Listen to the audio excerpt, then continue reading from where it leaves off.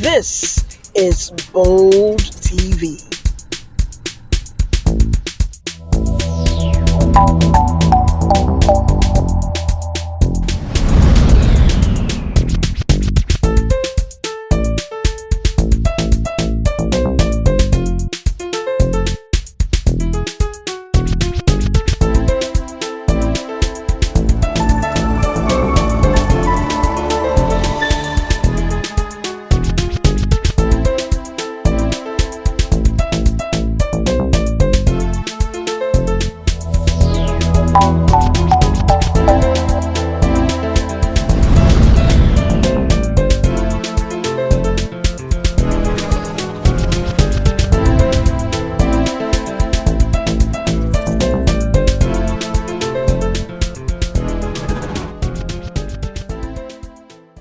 All right. Good morning, everyone out there, beautiful people of Nigeria.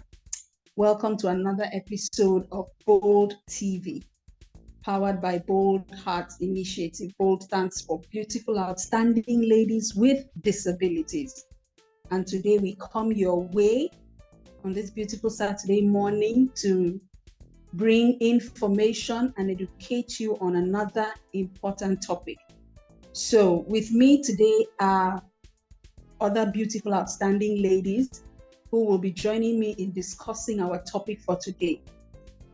And our topic for today is on self-awareness. I know we've heard this many times, and sometimes it feels like, oh, I know what that is. But today we will see, how much we know, and we'll try to fill in the gap on things we don't know. So before we delve into our topic, I'm just going to, first of all, like we do in our normal tradition, allow my co-panelists to introduce themselves, and then we will move on to the topic itself. Hello, good morning. Morning, ladies and audience. I remain Osaki Teresa Georgie. I reside in Port Harcourt, Rivers State, worked Fair Care Foundation, polio warrior, a right and disability advocate. I'm so glad to be here.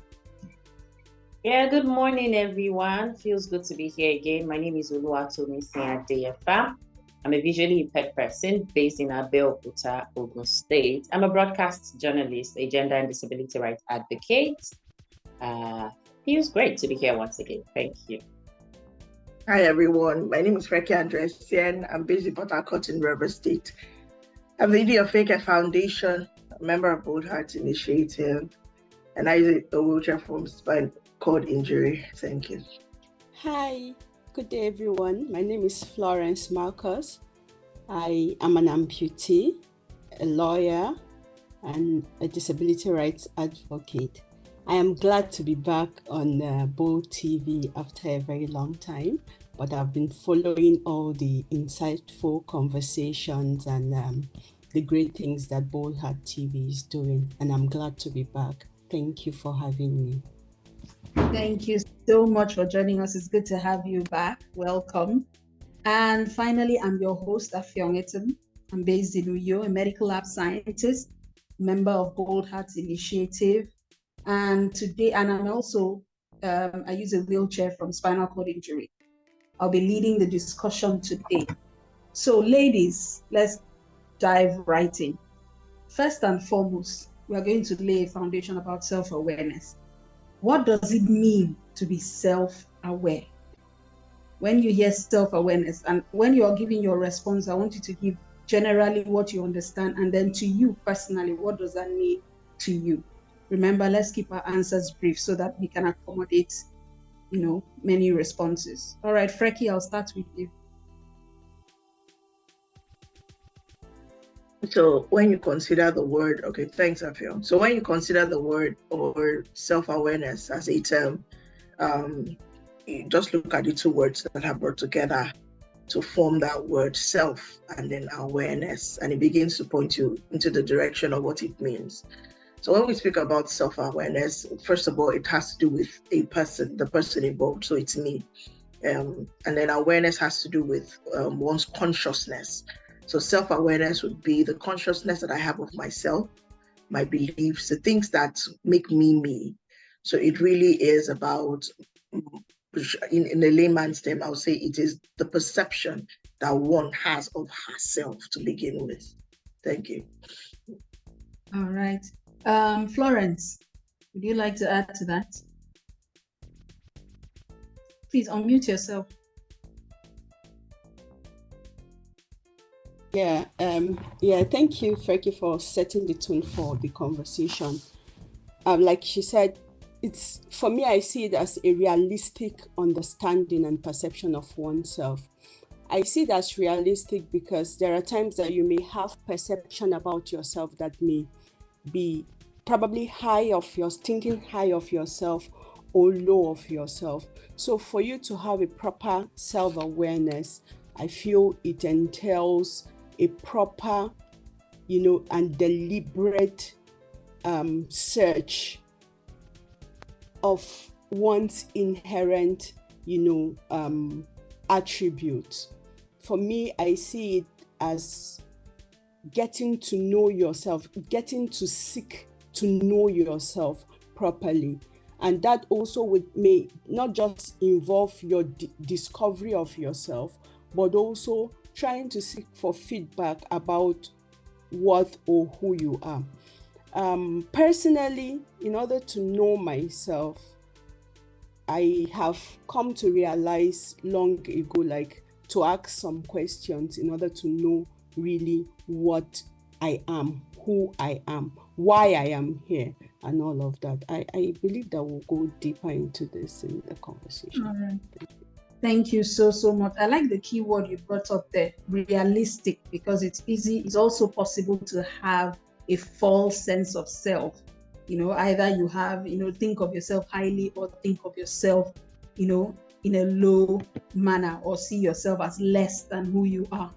All right. I'd also like to point out, as part of the background foundation for this, that self-awareness also includes, it's not just about how you see yourself or what you think of yourself. It also includes how your ability to know what others think of you. And that would involve you, getting feedback from people. It's not just about what you think of yourself, but how people see you and what they think of you. All right. So let's move on. The reason why I brought up this topic is that because many times people do things and then, they don't even realize why they are doing it, or, what may have motivated certain actions or behaviors. So I want to ask, are women with disabilities or persons with disabilities self-aware? And if this is not so, why is that the case? Osaki?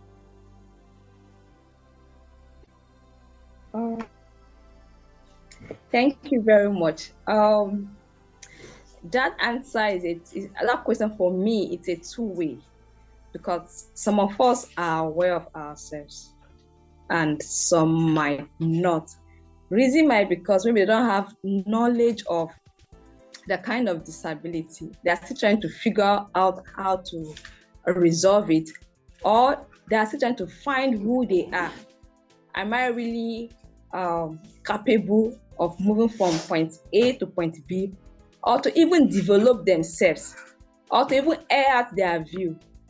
There's still kind of confusion of who they are. Can I be able to speak up in public?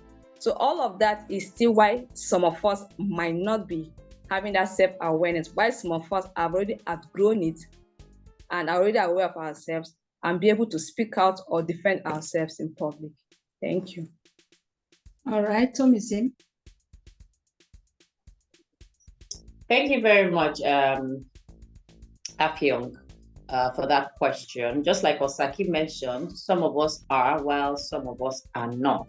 And usually in this part of the world, when you come up with a disability, when you lose your sense of sight, your limbs, or any other part of your body, you are placed in that circle of cannot. Oh, I cannot do this. Oh, I cannot fend for myself. Oh, you cannot. The society is telling you that every day. You are being reminded of that every day by friends and family around you. And so it would only take a deliberate attempt, like Florence had pointed out while she was defining self-awareness. It would be a deliberate attempt on your part as a woman with a disability to say, I know myself. These and these and these and these and those are things that I can do, and I can stand by them. So it's the position we find ourselves in, and so we must continue to talk about these things, encourage ourselves to be self-aware, because if you do not know yourself, everything will go. And in the process of everything going, everything goes, as one of my friends would say. In the process of everything goes, garbage, dirty, unnecessary hand luggage, everything, you just continue packing them, because of course you do not know what you stand for. And a human being that does not stand for something will end up falling for everything. Thank you. All right. So you've also, leveraged on what Osaki said about the importance of self-awareness, especially on this disability journey. And I just want to add that especially for women, I think it's a huge deficit. It's a skill that every person needs to have, and even more so persons with disability, because as you are moving towards, a new terrain, disability is a new terrain for most of us. Some of us were not born with it. So as you're entering a new terrain, you need to probably reassess yourself and find out why, ask yourself certain questions so that it can help you to know, okay, what's happening to me at this particular time? Why do I respond like this? What do I need to do so that we are able to move forward in a manner that minimizes negative impact on us, both physically and mentally? Frankie, you want to add? Okay, yes, thank you. Sorry, I was also playing around with it, trying to figure out something else. Okay, so to add to the conversation, so this is my thoughts on that question. I would say that it is a yes and a no. And this is the reason why. The context of self-awareness, I have found for a lot of persons with disabilities and women with disabilities, is limited. A lot of times they are actually self-aware on the basis or in the context of disability. In other words, they've allowed that definition of disability to kind of define what they are and who they are in. And for me, what I say is yes or no. So while they may be versed in that knowledge of, okay, in the space of disability, this is who I am. Outside of that, there is no context, there's no knowledge of, there's no awareness of who they are beyond disability. And for me, that's a deficiency, because if you see yourself as defined as just a woman with disability, then you limit who you are, because you're a lot more than that. So for me, I would say it's a yes or no. I see people that are very aware of who they are in that disability space. Outside of that, they're absolutely lost. So I said I should throw that in. Thank you. Okay.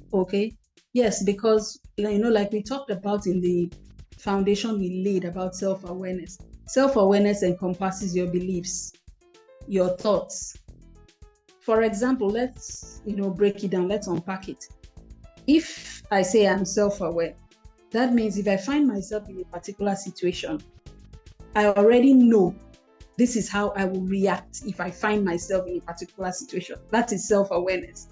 And then I know whether to walk away from that situation or to hang in there, because I know I can handle it. But for some people, they don't know themselves to that extent. And so they find themselves in a situation, and then before they, you can say, Jack, they've lost it. And they're like, this one, that one, that. You are able to anticipate that, okay, this person is going to respond in this way. And when this person responds, this is what I'm going to do. It helps you to anticipate. So when you are self-aware, you know yourself. Then they say, you know yourself. Me, when it comes to this one, I know I don't do well under pressure when there's too much stress. You know yourself. So that is that's just an example of how aware you can be of yourself, and that helps you to function in different situations, and it guides your decisions and then your responses. Okay, so Frankie, I'd just like you to continue in that line. Since we brought in the issue of disability, how does self-awareness help on the disability journey? And in what ways can this women with disabilities use that skill to help them navigate disability? Okay, thank you very much. So I believe that when it comes to issues around disability and mixing gender, one of the things you could do for yourself is learning or building your level of self-awareness. I would say it is a form of a coping strategy on the journey of disability, because it helps you to learn your triggers, it helps you to know your strengths, it helps you to know and build on, if you have weaknesses, to deal with them. So for me, self-awareness is a key part of the coping strategy that we can use on our disability journey. Not just coping with disability in itself, but coping with the things that we do in life in which disability would always mix into. So for women with disabilities, that consciousness of who we are in different spaces can help us. Another thing that can help us do is help us in our biases. Okay, so for example, the basic persons that are on this platform are usually disability advocates.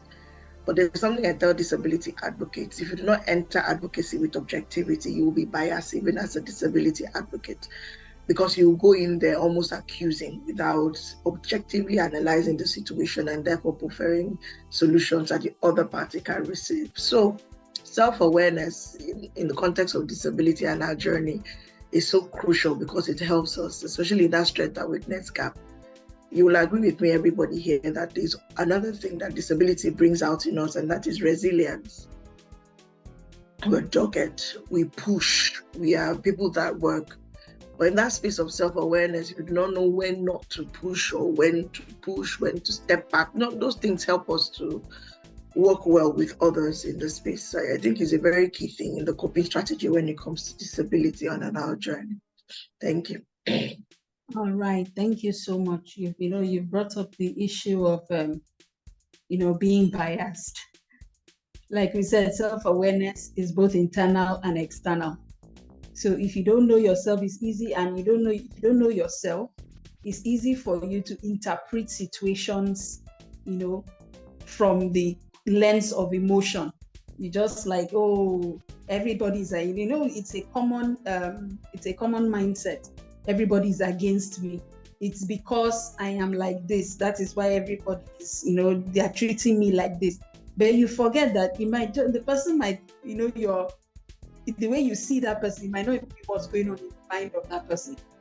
The person might just be ignorant. And that would be if you're self-aware, that would be an opportunity for you to educate and also advocate. But if you are somebody who is more self-absorbed, you're self-conscious, and that's another thing. There's a difference between self-awareness and self-consciousness. Self-consciousness is when you become too self-aware, so that everything is about you.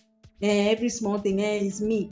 It's because it's me. That's why they are doing like that. It's because I cannot go there. It's because I cannot do this. That's why they are treating me like this. That's self-consciousness. The self-awareness makes you stop and ask, what can I do so that next time this can, I can be included, I can be taken care of, this can happen.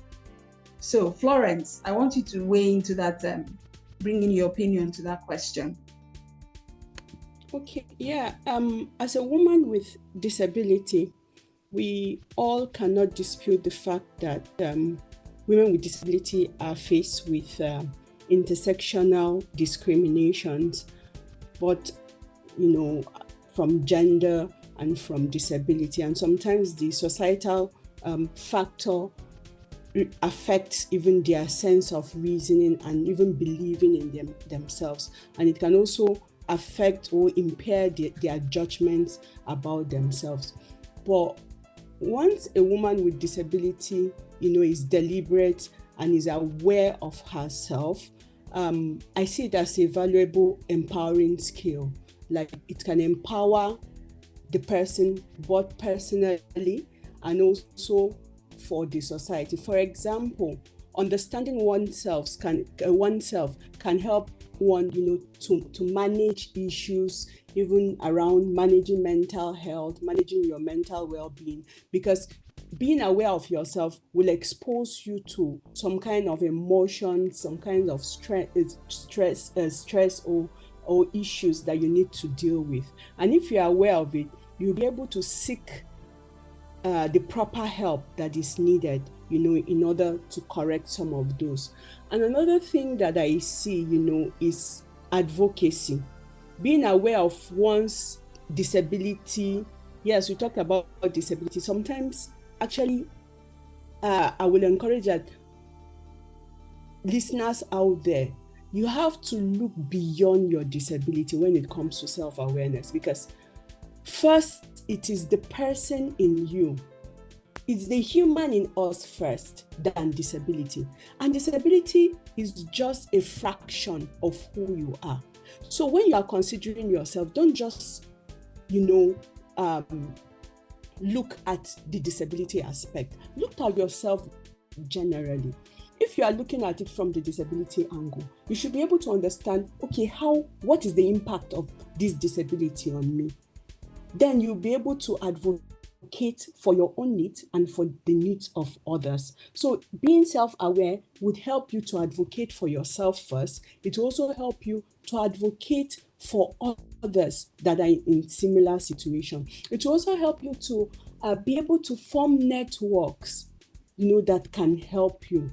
And persons with disabilities are known for resilience, even in the face of challenges. So when you discover your weaknesses, through this awareness that you are, or that discovery, you should not just use it as an excuse, but you should look for ways to correct it. So I see it as an empowering skill. Like being aware of yourself will empower you to be the better person for yourself and for others in the community.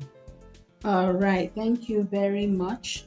This last question, we are rounding up now. So this last question will go around. So please, let's try and be brief so that everybody can contribute. So we've talked about the importance of, being self-aware. We've given examples. We've talked about how it can help with regards to disability and even beyond disability. So now I'm just going to ask us to now tell the women out there, how can they develop this skill of being self-aware? I just want one practical tips. One or at most two things they can do to begin to develop self-awareness. Osaki?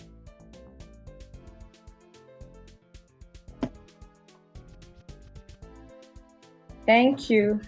Okay, the few I have to say when it comes to steps on developing self-awareness, that one is practice empathy, because we are of different personalities and our disabilities are different.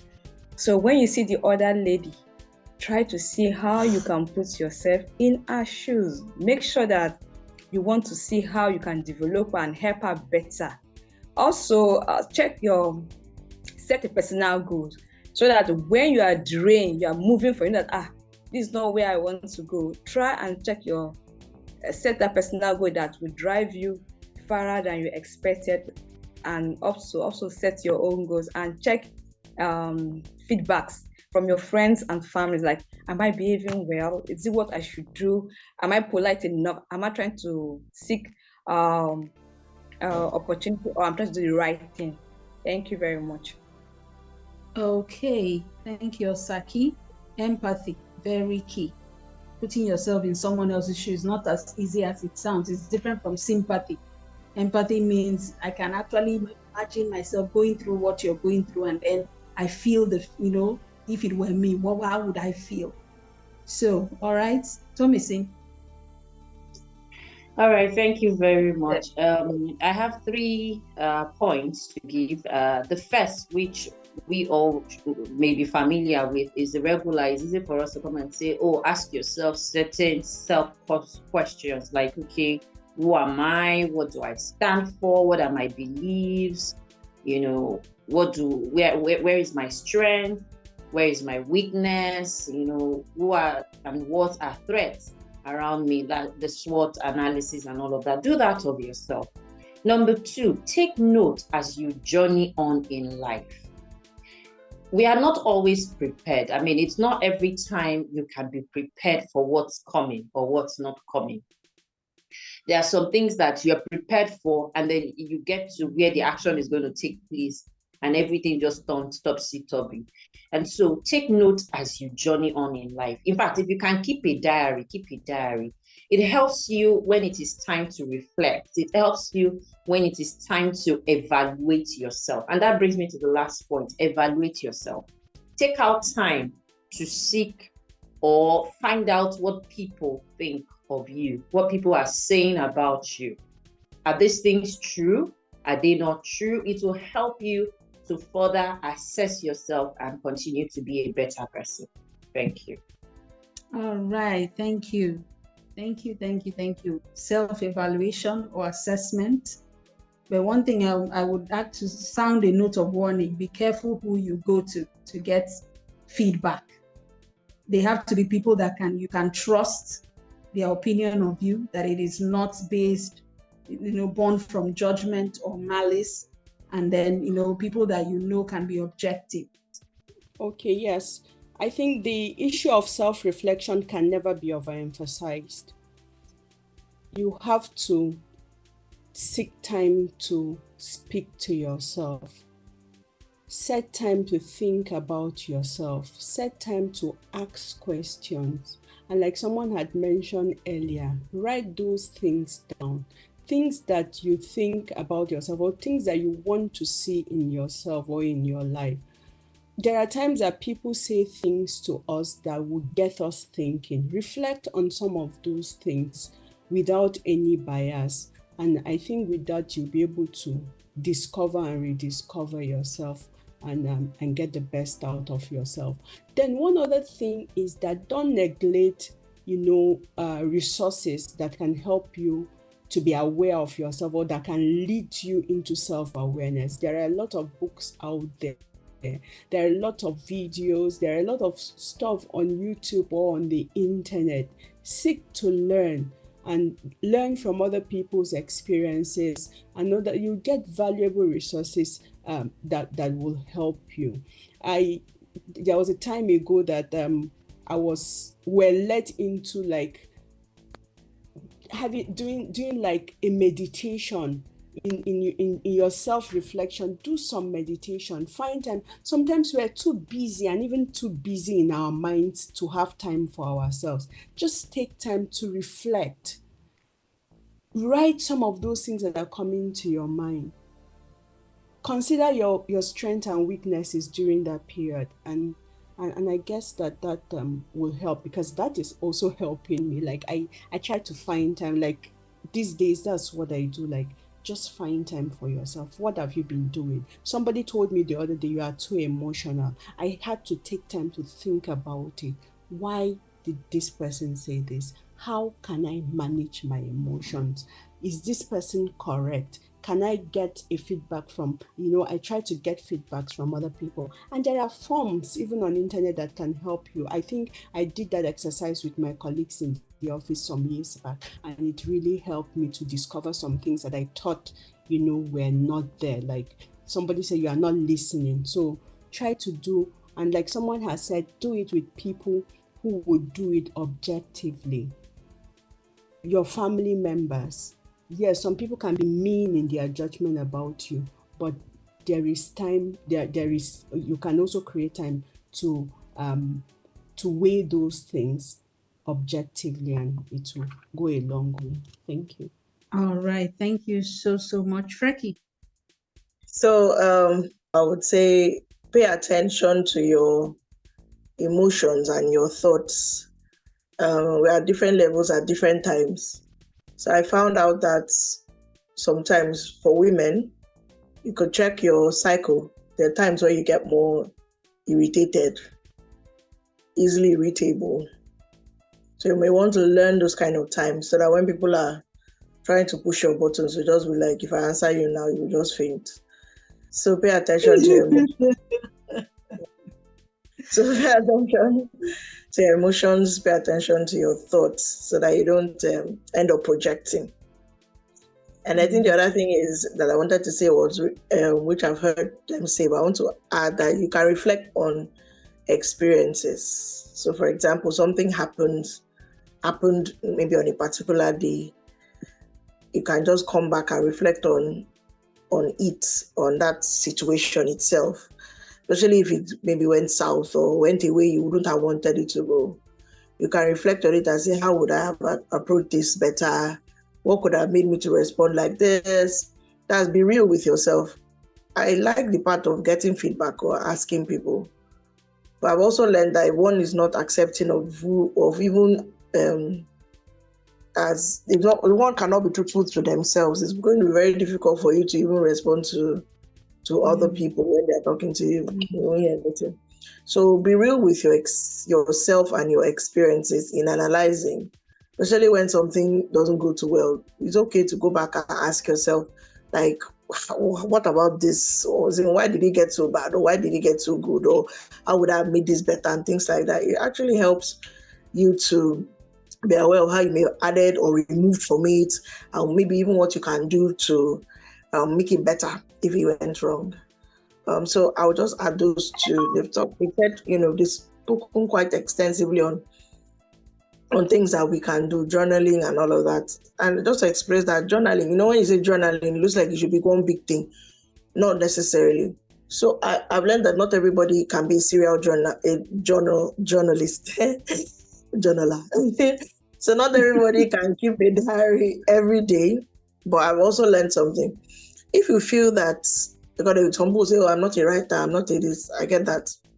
But I learned something. I learned that if your mind seems to be full, as like there are a lot of thoughts just crossing your mind, do this one, go in. And one way to decloud your mind is just bring out paper. Just bring out paper. As it crosses, write it. You now find that the thing that was plenty in your mind, running up and down, giving you stress, was not that plenty. I've tested this thing and it is amazing. It works like wow, because inside your head, I don't know how the mind works. You just magnify that thing. But when you now bring it down, you'll be like, and it does makes it clear because now you're looking at it and somehow you're able to plot what's up. So it may not be a serial journal. Now this word journaler, journalist. But you can use it to promote your self-awareness. And finally, and this final, I've said it many times, know your biases.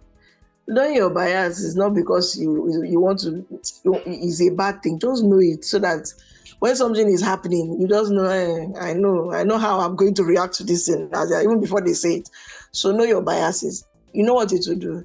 It will help you to know which conversation not to enter, which one to enter. There's some conversations now. I don't care how you bring it, whether you bring it through human rights. I know my bias already. So that conversation will not go any other way but a certain way. So know your biases and then begin to know if some of them are reasonable or not. They also help. All right, thank you. Okay, thank you very, very much. We have said a lot. I don't know. It's not a topic we can exhaust.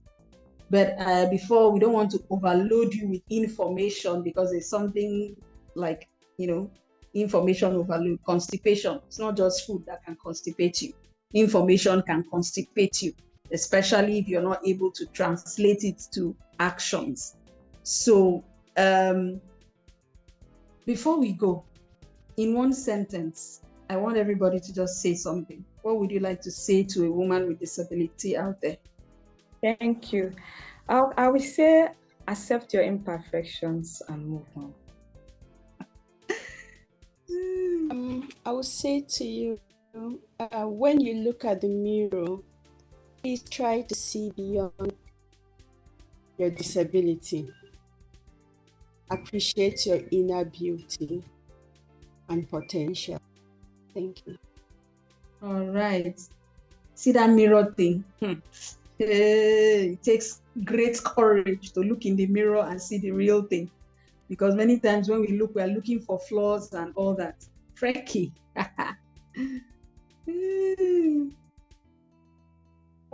Thank you. I like the mirror exercise. I do it a lot. And when I look in the mirror, I'll be like, and this is what I do to myself. When I look in the mirror, I'll be like, hey, baby girl. And anytime it makes me laugh. So I say it to myself a lot. All right. So for me, I would say self-awareness. There is a version of you that you know. There's a version of you that the world knows. But begin to know the best one and always put it out there. And then don't beat yourself about what version shows in different times. Sometimes we can show ourselves in different ways. Just learn from it and move on. Thank you. All right. Self-awareness should move you towards the best or better version of yourself than who you are at the present and all that. So get to the mirror and start talking like Frecky. Oluwatomisin, are you with us? Yes, I'm with you. Thank you very much. Okay. Okay, I would say to that woman out there, woman or girl with a disability out there, you are who you think you are. So begin to think positively of yourself. Thank you. You are who you think you are. Oh my God. So you have been thinking bad things. Oh Lord help you. So thank you so much, ladies. Thank you. And before we say goodbye, I will say to a woman with disability out there, you're amazing. You just don't know it yet. So begin to find, even if it's your finger that is the first thing you notice that, since my hand is fine, start somewhere. Start somewhere. There is something valuable within you. Leave what's happening on the outside. Focus on who you are. For those who were not born with disability, there was a you before disability. And even if you were born with it, there's still a you with that disability. So look for it, find yourself, and you'll be the better for it. So ladies, thank you so much for your contributions. You've been amazing. So I'd like us to unmute our microphones and say bye-bye. But before we do that, I'd like to say thank you to our online audience. You are the real MVPs. You're amazing. Thank you for always being there, always tuning in, watching, listening to us. For those who send feedback and comments, thank you so much. We appreciate them. It encourages us to go on. And then, if for those who are supporting us by sharing, liking, and, please go to our YouTube channels, like it, watch the past videos, go to our Facebook page, Bold Hearts Initiative, and, do the same. We appreciate you. Everybody needs to hear this. So thank you so much for your support. If you have any questions, send it to our email. We will appreciate every comment or suggestion. Thank you so much. So ladies, let's unmute our mics and say goodbye. Goodbye. Bye, people. Bye, people. Know thyself. Stay good. Know yourself. I know your neighbor. I know your neighbor. This is Bold TV.